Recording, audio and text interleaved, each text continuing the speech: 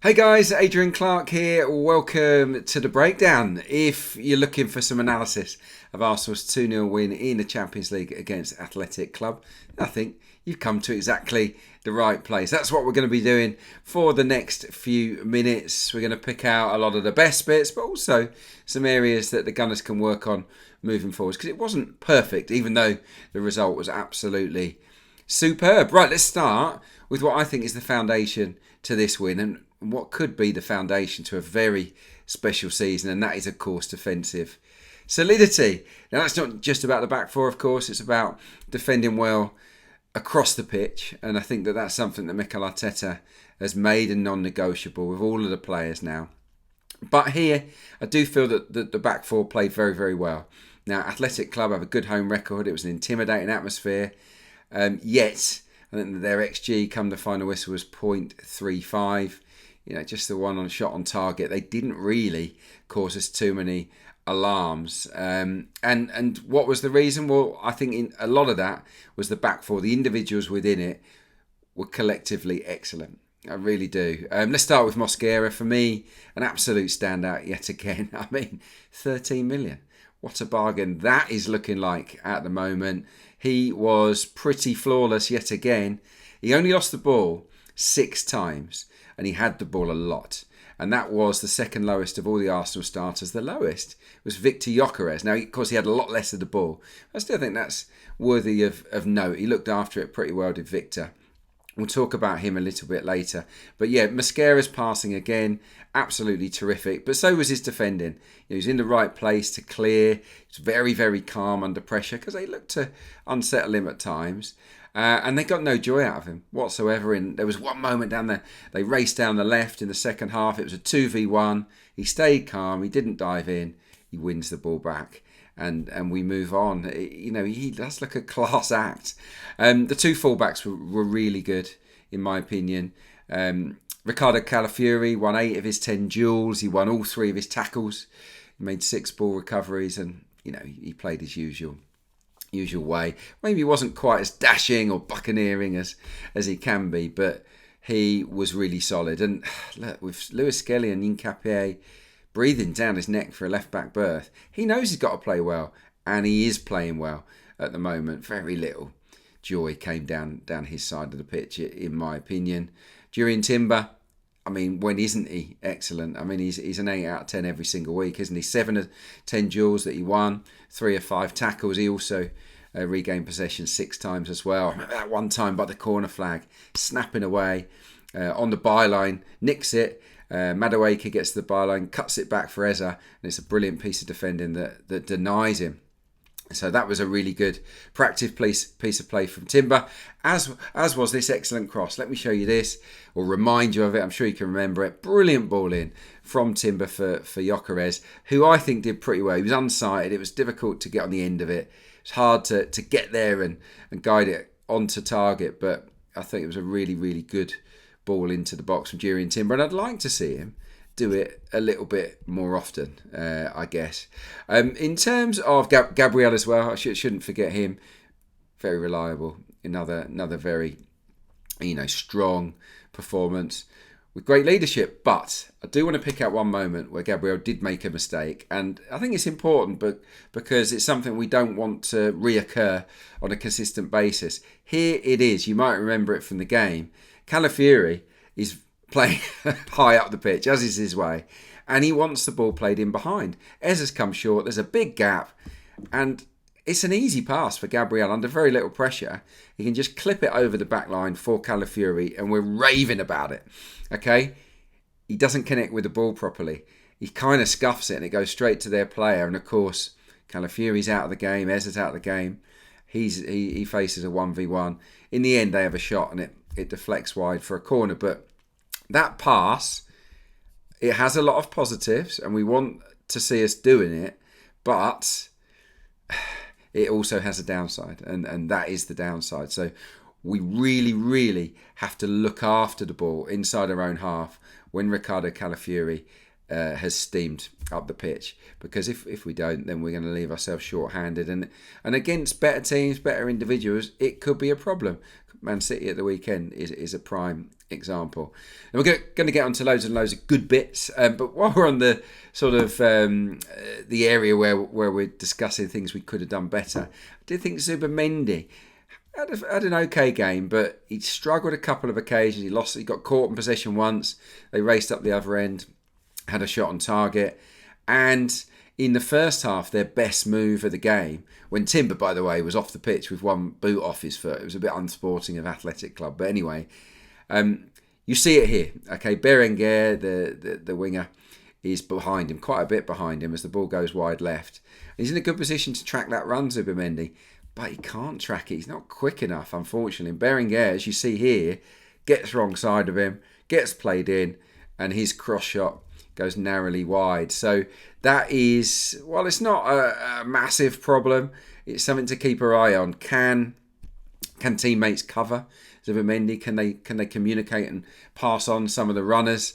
Because he athletically, over longer distances, I think Zubimendi might struggle a little bit to keep pace. And I'm thinking about Sunday and Manchester City and Tijani Reinders, who loves to make those bursts into the box from deep, and he'll look to play off Zubimendi, and we've got to be really, really careful about that. So it's just one to keep an eye on. Right, let's talk about the good bits. And we have to start with the subs, the finishers. I mean, what do we call them? Mikel Arteta likes to call them finishers. I'm not sure, but I like the cut of his jib. I like the way that he was talking up the importance of his subs, of his finishers, saying that they're going to be just as important, and that will feed into the squad, and it should alleviate, big disappointment for players who aren't in the starting 11. And moments like this where the subs come on, score and assist and win you the game, it will create a mentality within the group that actually, it doesn't matter if I don't start, I'm just going to come on and win us the game. So I think that's a really important step. And so in that regard, this was great news for Mikel Arteta, who made the right subs at the right time. I worked on the match. I was co-commentating for Arsenal, and I was a little bit surprised when Gyökeres came off because I thought he was doing okay. And then I was less surprised when Eze come off for Martinelli. But anyway, what happened here was that we had a complete role reversal. So Gyökeres, big and strong, wants to run in behind. Trossard, small, wants to come short. Complete opposite striker for the centre-backs to deal with. Eze wants to come short to feet, likes to tuck inside, doesn't really run beyond the last man that often.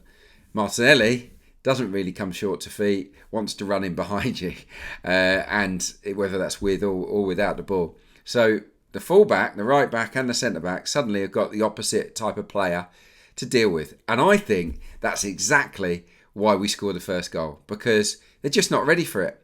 He's been on the pitch 36 seconds when he scores the goal, Martinelli, which is unbelievable, by the way. And 4 of his 5 goals in the Champions League have been away. Obviously, this was a carbon copy of the one at the Bernabeu, which we won't ever forget. But let's have a look at it. So Trossard drags the centre-back with him into his own half. That's smart, first of all. But look at Martinelli. He's close to him. He's not wide. He's tight to him, but he's already on the move. As that ball is flicked on by Rice to Trossard, Martinelli sees that space and he's already on the move. And credit Trossard, because he sees it nice and early and he flicks him in. It's a brilliant... the first touch with his head isn't so good, but the second touch from Martinelli to drag it forward and get it out of his feet is just amazing. And that gives him the momentum to pile on. And with the finish, you might look at it and say, oh, he's not gone in the corner. It's a bit of a lucky finish. Could the goalie have done better? Well, I think he did it on purpose. A lot of players these days, they look to target the areas close to the goalkeeper's body, where they, just out of reach of their body because they don't want to block it, but in a position where they can't really move and get their arms down quickly enough to do it because goalies want to spread themselves. So actually, I think it was a really smart finish from Martinelli, especially as he'd been on the pitch for 36 seconds, as I've just outlined. The two combined, of course, for the second goal as well. Brilliant driving run down the left from Martinelli. Goes past his man on the outside in a way that Eze didn't actually manage to do in this game. He had at the weekend, of course. But he wasn't at his very best in this match. But Martinelli goes past him, gets to the byline, and then I want to highlight here on the screen, you see Trossard, that yellow arrow where he basically is in a position in the 6-yard box where he knows Martinelli can't see him. He can't get the ball to him. So he ducks back. Ducks back. It's a 2-3 yard run to get that cut back from Martinelli. And then, of course, he's very, very calm, isn't he? Delays, refuses to get rushed into it. And obviously it's a bit of a deflection in off the post, but it's a really, really calm finish from Trossard, who has delivered a goal and an assist in this game, an assist in the previous game. He's barely been on the pitch, so well done to him, because I know that he's a player that doesn't enjoy missing out. I think Mikel Arteta's called him a moaner, hasn't he, in the past, but look, this will give him belief that actually, even if I don't start, I can come on and make a difference. So yeah, for me, it's all encapsulated by the fact that we gave Athletic Club defenders something totally different to think about for the last 20 minutes. And that is smart management. By changing those two players stylistically, it just got them out of whatever rhythm that they'd found themselves in.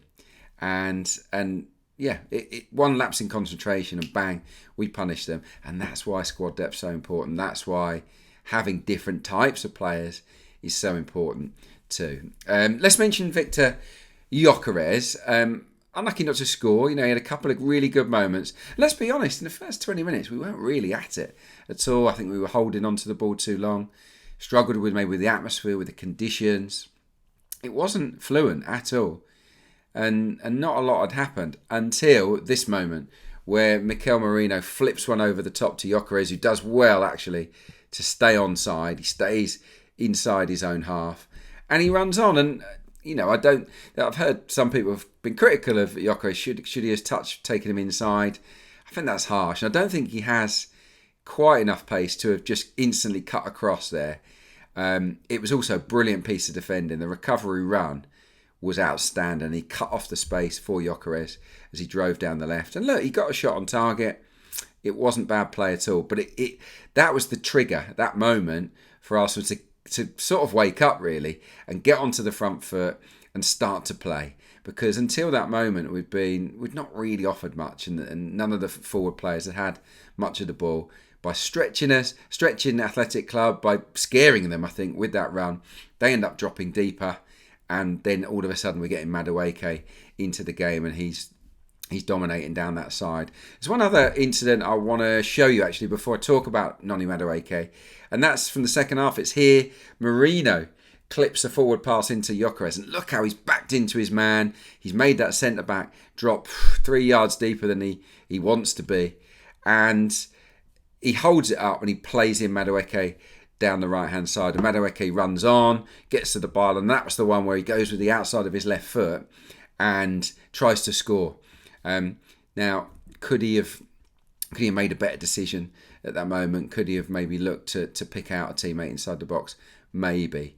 He had a lot of the ball, didn't he, Noni Madueke, in this game? A frightening amount. I'm going to show you our attacking thirds map, actually, which gives you a really good indication of where we launched our attacks. And as you can see, 50.2% of our attacks did go down the right-hand side in the game.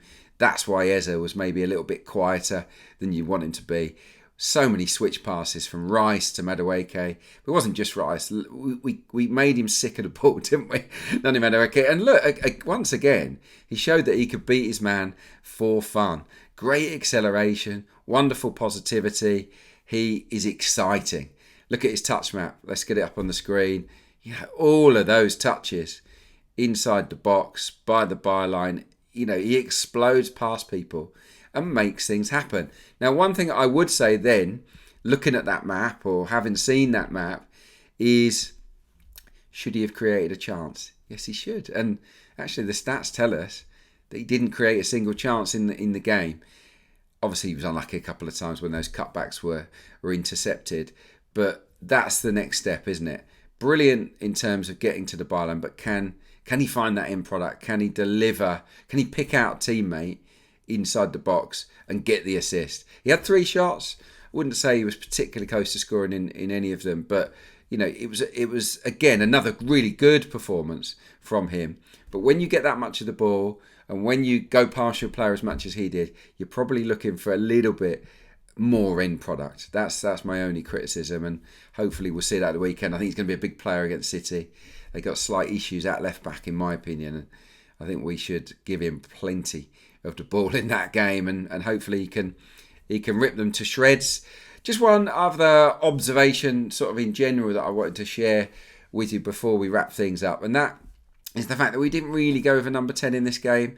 Mikel Merino played really as part of a midfield three. And I do think that it impacted our build-up play a little bit. We didn't have that link man between midfield and attack, which meant we had to go a bit more direct to Gyökeres or go longer with the passes wide to Madueke, to Eza. It was very much a three with a three up front. And it was fine. We got the win. It was a really positive result and a good performance. But is that what we want to see every week? I'm not sure. I do think that we want to have that link man in a lot of games, particularly at home. And for me, against Manchester City, I really want to see a Nwaneri or Odegaard, if he's fit, come in and play in that position. Give City plenty to worry about, rather than maybe playing it a little bit safer. Here's our total team touch map. And as you can see, inside the half to our right, as you look, the attacking half, so we're kicking from left to right as you look, there are not very many touches in that central part of the pitch between the D and the halfway line. Really not very many touches at all in that zone. And that's the area I'm talking about. Can we get guys to receive passes there, play through the thirds, and then make things happen? That for me was missing in this game. Doesn't matter because we won. But is that something that we want to see regularly? No. And I think that Mikel will probably go with, I'd like to think he'll go with a more natural number 10 at the weekend against Manchester City. So there you go. There we have it. That is my breakdown of the game. And there's lots more we could talk about. But we'll get to plenty of those topics in the days and weeks to come, I'm sure. Look, it was a great result for Arsenal. 2-0 win against Athletic Club away from home at the San Mamés is fantastic.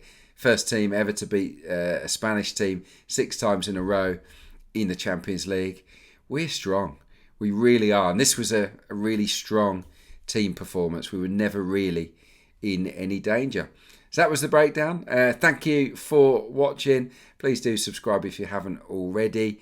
And I'll see you again soon. I'll be back, no doubt, to talk about Manchester City in the very near future. See you soon.